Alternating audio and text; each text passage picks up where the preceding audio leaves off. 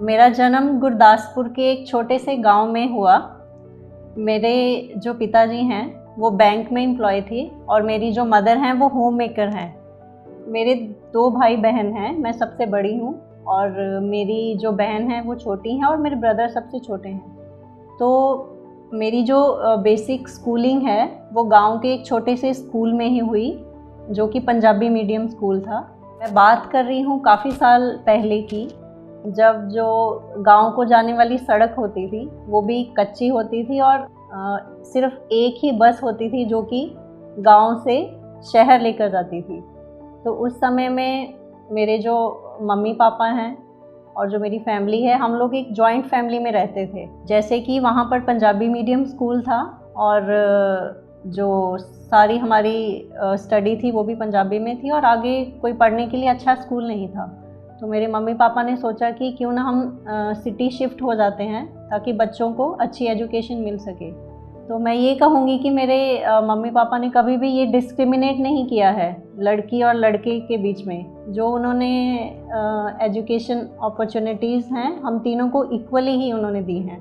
तो हम लोग 6th क्लास में शिफ्ट हो गए थे सिटी में, गुरदासपुर सिटी में। तो मेरी बाकी की स्कूलिंग 6 to 12 वहीं से हुई। तो मेरा जो बोर्ड था वो पंजाब स्कूल एजुकेशन बोर्ड था। 6 to 10th मेरा जो स्कूलिंग है वो सनराइज़ पब्लिक हाई स्कूल से हुई और उसके बाद 11th और 12th क्लास में मैंने जो गवर्नमेंट कॉलेज होता है वहाँ पे वो ज्वाइन किया था। मैंने मेडिकल स्ट्रीम लिया था क्योंकि मैं बचपन से ही डॉक्टर बनना चाहती थी। 12th क्लास तक मैंने गवर्नमेंट कॉलेज गुरदासपुर से अपनी एजुकेशन कंप्लीट की। उसके बाद फिर मैंने डेंटिस्ट्री ज्वाइन की थ्रू पीएमटी। उस समय पीएमटी हुआ करता था, आजकल की नीट का एग्ज़ाम होता है। तो मैंने बीडीएस मुझे मिला था। उसके बाद बीडीएस किया लुधियाना से, Baba Jaswant Singh dental college hospital and research institute से। जबकि मैं एक बहुत ही छोटे गांव से आती हूँ तो मेरा कोई इस तरह से एक्सपोजर नहीं था। जब मैं लुधियाना गई तो मैं पहली बार ही आई थिंक किसी बड़ी सिटी में गुरदासपुर के बाहर निकली थी। मैं वैसे भी एक थोड़ा रिजर्व्ड काइंड की पर्सन हूँ और जैसे जैसे थोड़ा जैसे मान लीजिए अब मैं कॉलेज के 3rd या फाइनल ईयर में आ गई तो थोड़ा धीरे धीरे अपना खुद में इम्प्रूवमेंट करने की मैंने कोशिश की कि पहले मैं किसी से ज़्यादा बात भी नहीं कर पाती थी।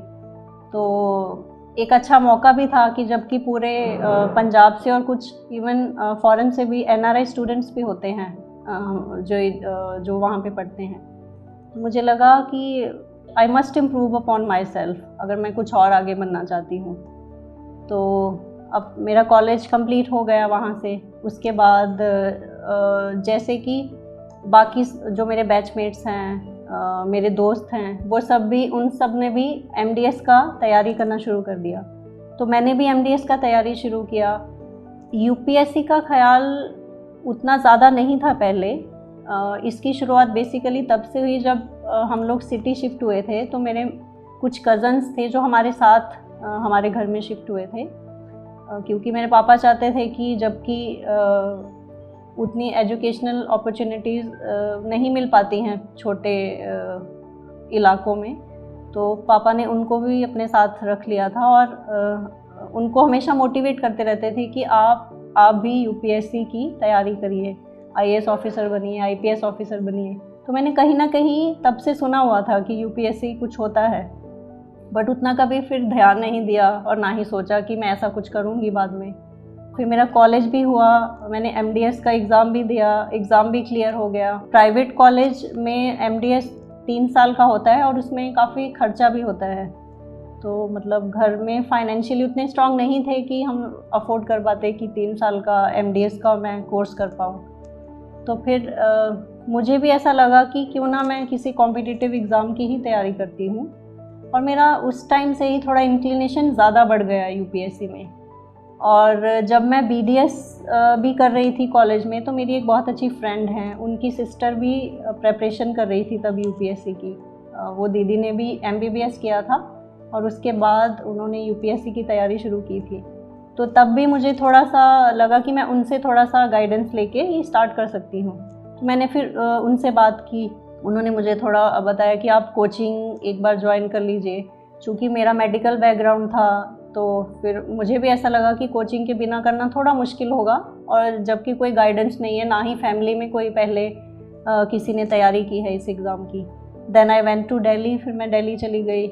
आई joined a coaching but still there was no guidance. I used to go to the class then back to my room and study myself whatever I could, and slowly I started grabbing the things. फिर धीरे धीरे जैसे ही मतलब time बढ़ता गया, मुझे थोड़ा समझ भी आने लग गया मेरी क्या क्या गलतियां हैं और क्या क्या मैं कहाँ मैं लैग कर रही हूँ, वो धीरे धीरे मुझे समझ में आने लग गया। और ये जब हम एक तैयारी शुरू कर देते हैं किसी भी कॉम्पिटिटिव एग्ज़ाम की, तो एक उसमें खुद को मतलब हर तरह से मोटिवेट करना बहुत ज़रूरी होता है। मतलब you have to continuously keep motivating yourself, and I believe कि वो आप सिर्फ खुद ही कर सकते हैं। मतलब कोई दूसरा आपको चाहे एक दिन के लिए या कुछ टाइम के लिए ही मोटिवेट कर पाएगा, बट आपको कॉन्टीन्यूसली अपने आप को डेली मोटिवेट करना है अपने गोल की तरफ जाने के लिए।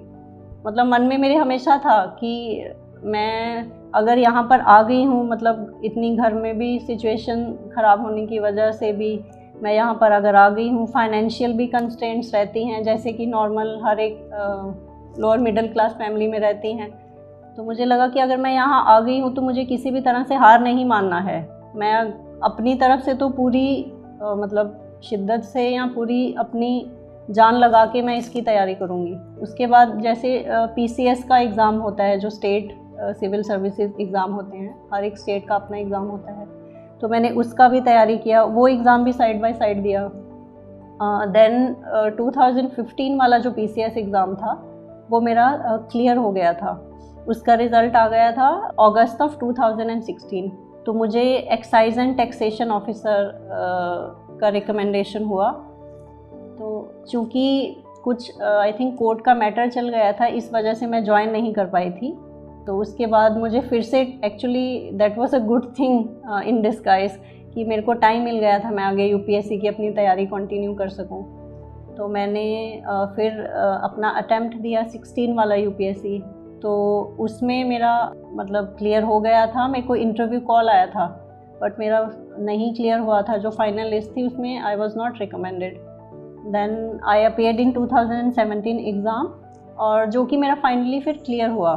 अगर मैं फिर चैलेंजेस की बात करती हूँ, जो भी चैलेंजेस आते हैं प्रिपरेशन के दौरान, उसमें मैं यही कहना चाहूँगी, तो मुझे ऐसा लगता है कि 90% of the aspirants face the same challenges. वही मतलब सबको फाइनेंशियल कंस्ट्रेंट्स होते हैं, सबको गाइडेंस नहीं प्रॉपर मिल पाती है, मतलब सब कोई अलग अलग बैकग्राउंड से आते हैं, मतलब different parts of the country से आते हैं, तो उनको थोड़ा एडजस्टमेंट करने में भी दिक्कत होता है, उनको खाने पीने में एडजस्टमेंट करने में दिक्कत होता है, रहने में दिक्कत होता है।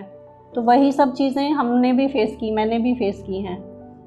तो फिर मैं अगर अब उसको सोचती हूँ पीछे, तो फिर मैं ये कहूँगी कि उसका भी अपना एक मज़ा होता है। जब आप बाद में पीछे मुड़ के देखते हैं तो आपको बहुत अच्छी उसकी एक मेमोरीज़ आपके साथ रहती हैं हमेशा। जो आपके स्ट्रगल डेज़ हैं वो आपको बहुत स्ट्रॉन्ग ही बनाते हैं। तो और मैं ये एक और बात यहाँ कहना चाहूँगी कि लड़कियों के लिए ख़ासकर थोड़े से ज़्यादा मुश्किल इस बात की वजह से भी आती है कि उनके ऊपर थोड़ा शादी को लेकर भी प्रेशर रहता है। तो मतलब मेरे ऊपर भी वो प्रेशर था। मतलब दो my parents always supported me, खास करके मेरी मदर, उन्होंने मुझे हमेशा सपोर्ट किया, मोटिवेट किया। शी यूज्ड टू से मी दैट जब तक तुम अपना इंडिपेंडेंट नहीं हो जाती हो फाइनेंशियली, उसके बाद ही तुम शादी करना। तो मुझे ऐसा लगता है कि आज अगर मैं यहाँ बैठी हूँ तो इसमें मेरी मदर का बहुत ही बड़ा हाथ है। So I am always grateful and thankful to her. I can never pay back to her whatever she has done for me। कुछ डिफरेंट टाइप के भी चैलेंजेस आते हैं, जैसे लड़की को मैं अपना एक पर्सनल एक्सपीरियंस भी बताना चाहूँगी कि जैसे मान लीजिए हम रूम में कुछ भी छोटा मोटा चीज़ ख़राब हो जाता है, मान लीजिए नल ख़राब हो गया है घर का, या कुछ और चीज़ है जो आपने शायद इससे पहले कभी ना किया हो, क्योंकि यूजुअली घर में नल ख़राब होता है या कुछ इलेक्ट्रीशियन का काम होता है तो या तो पापा जाएंगे या भैया जाएंगे, तो वो सब काम के लिए भी मैं खुद जाती थी। तो एक तरह से मुझे मतलब it has made me strong also, कि मतलब मैं खुद भी जाती थी शॉप में, ढूंढती थी कि कौन सी इलेक्ट्रीशियन की दुकान कहाँ पे है, प्लम्बर कहाँ पे है, उसको बुला कर लाना कि भैया आकर एक बार आप ठीक कर लीजिए। तो ये सब चीज़ करके भी मतलब एक आपको अलग टाइप का कॉन्फिडेंस भी मिलता है, जो चीज़ मुझे ऐसा लगता है कि ये सब चीज़ों का एक्सपोजर शायद हमें पहले नहीं मिल पाता है। तो ये सब जब आप प्रेपरेशन में होते हैं तो मतलब ये आपको चीज़ें बाद में समझ आती हैं कि आपने क्या क्या सीख लिया। आप बहुत चीज़ें सीखते हैं जो आप उस टाइम पे रियलाइज़ नहीं कर पाते हैं, बट बाद में you realise that you have learned a lot. फिर ये मेरा प्रेपरेशन पीरियड ऐसे ही मतलब बस तैयारी में क्लास जाना, क्लास के बाद वापस घर आना, फिर लाइब्रेरी भी चले जाना। मतलब अगर किसी दिन हर दिन अच्छा नहीं होता है, किसी दिन आप बहुत लो फील करते हैं, या फिर उस दिन लो फील करते हैं, या फिर मान लीजिए आपको कई बार आप टेस्ट लिखने जाते हैं, आपको लगता है कि यार मतलब ये तो मैंने इतना टारगेट रखा था, मान लीजिए 20 में से मैं सिर्फ 15 क्वेश्चन ही कर पाई हूँ, तो वो उस चीज़ को लेकर भी मैं बोलूँगी कि आपको डीमोटिवेट कभी नहीं होना है। जैसे मान लीजिए इस टाइम मैंने 20 में से 15 क्वेश्चन लिखे हैं, तो मैं ये सोच कर जाऊँगी अगली बार कि मुझे कम से कम अगर 20 नहीं तो मैं 18 ज़रूर लिखूँगी। तो इसी तरह से मैंने भी किया है। आई स्टिल रिमेंबर जब मैं अपना फर्स्ट टेस्ट लिखने गई थी, मेंस, मैंने टेस्ट सीरीज़ लगाई थी, तो I could only attempt 14 questions in 3 hours. So I was really down कि यार कैसे होगा 20 क्वेश्चन, ये तो मतलब आपको क्वालिटी भी मेंटेन करना है, you have to give good content also in your question and the structure must also be good. But फिर भी मैंने ट्राई किया that next time I will have to do at least 18 if not 20, and it happened, and the next time I attempted 17 questions, so I was happy that I have improved a lot, and the third time I was able to complete all the 20 questions. So eventually I would say that आपको practice बहुत ज़रूरी है जब आप एक exam की तैयारी करते हैं। तो आपको जो मेंस की आंसर राइटिंग प्रैक्टिस है वो बहुत इम्पॉर्टेंटली करनी है। तो मैंने भी काफ़ी प्रैक्टिस की थी, और जैसे ही फिर मेरा मेंस हुआ तो मैंने सारे पेपर्स में 20 क्वेश्चंस कंप्लीट कर लिए थे। सो आई वाज हैप्पी, उतना तो सेटिस्फेक्शन था कि कम से कम पूरे क्वेश्चंस मैंने अटेम्प्ट किए हैं, और ये कोशिश की है कि उसकी क्वालिटी भी मेंटेन हो सके। तो उसके बाद फिर मुझे इंटरव्यू कॉल आ गया, तब मैं ट्रेनिंग पर थी ETO की। I was in Mohali when I got the interview call. तो मुझे फिर 1 महीना के करीब था इंटरव्यू जब स्टार्ट होने थे, तो मैंने लीव के लिए अप्लाई किया था। So I got the leave and I went back to Delhi. मुझे ऐसा लगा कि दिल्ली में थोड़ा बेटर अपने दोस्तों के साथ और मॉक इंटरव्यूज़ भी 2-4 दे लूँगी और अच्छा प्रिपरेशन फिर हो पाएगा। तो मेरा इंटरव्यू अच्छा गया, इंटरव्यू वाज गुड, तो मार्क्स भी मुझे अच्छे मिले इंटरव्यू में। और फिर जब बात आती है द डे ऑफ रिज़ल्ट, तो उस दिन भी मैं आफ्टर इंटरव्यू में वापस मैंने ज्वाइन कर लिया था, तो मैं मोहाली में ही थी उस दिन। मैं अपने कज़न के घर पे थी और मैं उस टाइम अकेली थी, there was no one in the house. तो मुझे आई थिंक किसी मैसेज से पता चला था कि रिज़ल्ट इज़ आउट। तो मैंने अपना रिज़ल्ट खुद ही खोल के देखा था। मेरे साथ यूजुअली ऐसा होता है कि जब भी मैंने कोई भी एग्ज़ाम का रिज़ल्ट देखती हूँ तो यूजुअली रिज़ल्ट मैं खुद ही देखती हूँ, कभी मुझे किसी ने नहीं बताया है कि तुम्हारा ऐसा हुआ है। तो उस दिन भी I was little scared also result देखने के लिए, बट मैंने जब खोला तो माई नेम वॉज देयर। तो वो जो मोमेंट था कि फाइनली जिस चीज़ के लिए मैं यहाँ पर आई थी, इतना परेशानी के बावजूद, और जो भी मैंने रास्ते में जितनी भी रुकावटें आई सबको पीछे छोड़ते हुए जब आप अपना नाम उसमें देखते हैं तो एक वो जो मोमेंट है वो बहुत अलग होता है। सो मैंने सबसे पहले अपने घर पे कॉल किया, पापा को कॉल किया, उन्होंने फ़ोन नहीं उठाया। मैंने मम्मा को कॉल किया, उन्होंने भी फ़ोन नहीं उठाया। Then I called my cousin जिनके घर पे थी मैं, तो उन्होंने भी फ़ोन नहीं उठाया। फिर उसके बाद मैंने अपने ब्रदर को कॉल किया तो उसने उठाया, देन आई टोल्ड हिम।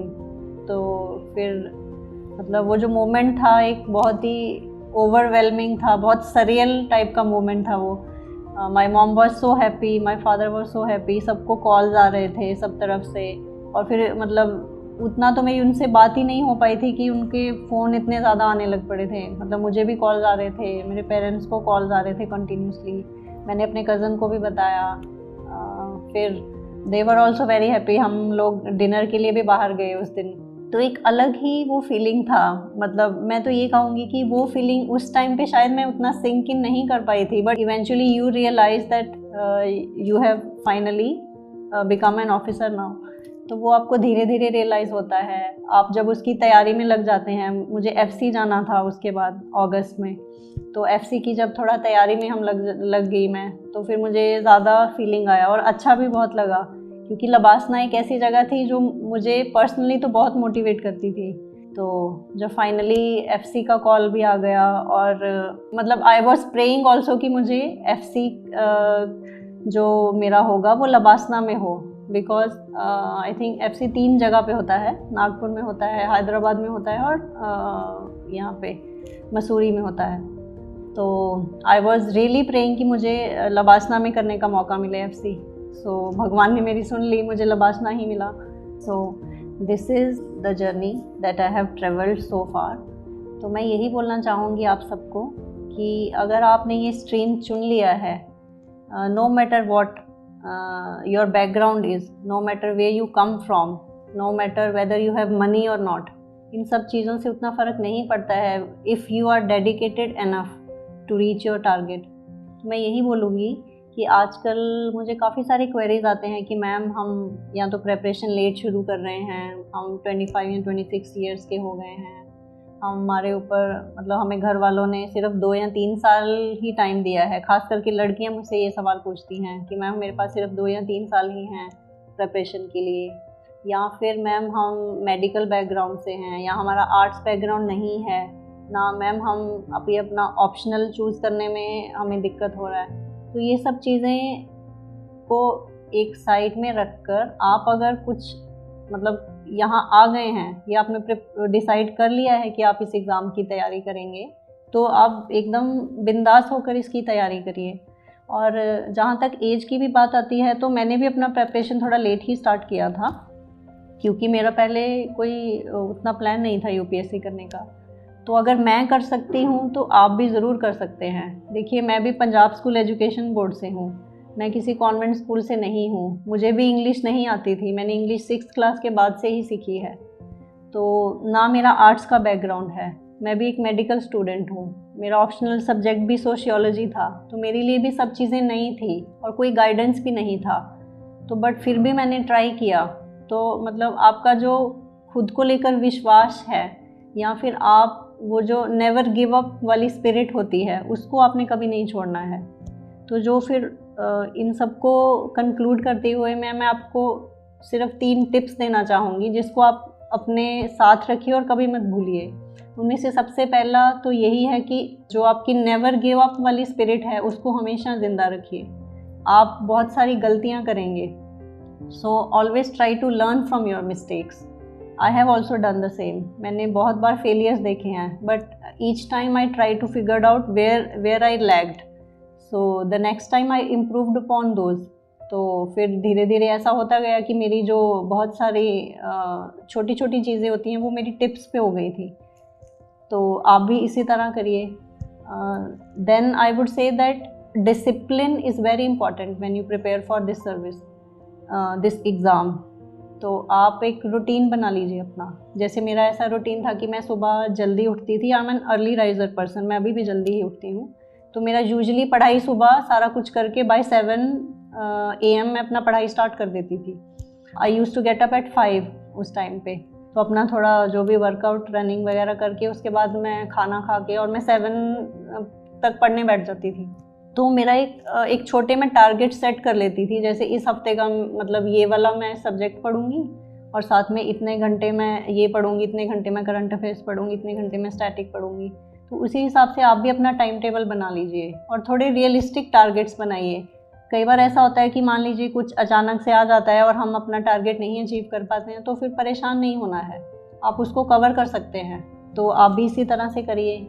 और फिर एक चीज़ मैं और बोलना चाहूँगी कि hard work is very important. हम ऐसा बोलते हैं कि कुछ लोग ऐसा बोलते हैं कि luck is a great factor in this exam, तो वो तो है ही है। और मेरा ये कहना है कि आपको लक कैसे आएगा, लक भी तो अगर आप हार्ड वर्क करेंगे तो लक भी आपके फेवर में जाएगा। तो मतलब मैं खुद भी इसका एग्जांपल हूँ आपके सामने।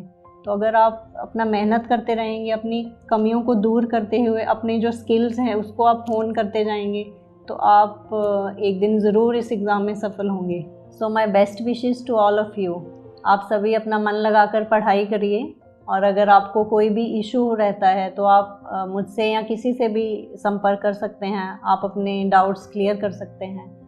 और I really wish to see you guys someday on officers on duty, and my best wishes to all of you.